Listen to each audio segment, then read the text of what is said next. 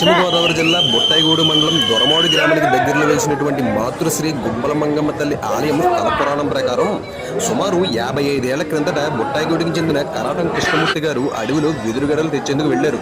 తిరుగు ప్రయాణంలో ఎడ్లు అడుగు ముందుకు వేయకపోవడంతో బండిపై ఉన్న వెదురు కలపను దించేసి కూలీలతో పాటు కృష్ణమూర్తి గారు ఇంటికి వచ్చేశారట. రాత్రి కృష్ణమూర్తి గారికి మంగమ్మ తల్లి కల్లో కనిపించి వాగు వెంట కొంత దూరంలో ఉన్న గుహలో వెలిశానని, తనను దర్శించుకున్నాక వెదురు తీసుకువెళ్లాలని చెప్పింది. కృష్ణమూర్తి గుబ్బల మంగమ్మ తల్లి వెలిసిన ప్రదేశాన్ని దర్శించుకుని అమ్మవారికి పూజలు చేయడం మొదలుపెట్టారట. అప్పటి నుండి ఏజెన్సీ ప్రాంతంలో పాటు చుట్టుపక్కల గ్రామాల ప్రజలు మంగమ్మ తల్లిని దర్శించుకోవడం మొదలుపెట్టారు.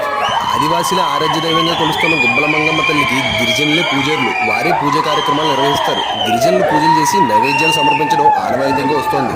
మంగమ్మ తల్లి వెలిసిన సమీపంలోనే గానికి చెట్టు ఉంది. ఈ చెట్టు సంతాన వృక్షంగా పేరొందింది. పిల్లలు పుట్టిన దంపతులు అమ్మను దర్శించుకున్న అనంతరం పసుపు కుంకుమ ఎర్రని వస్త్రంతో పెట్టి చెట్టు కొమ్మ కడతారు. అలా చేస్తే అమ్మ విగ్రహంతో కడుపు పడుతుందని విశ్వాసం.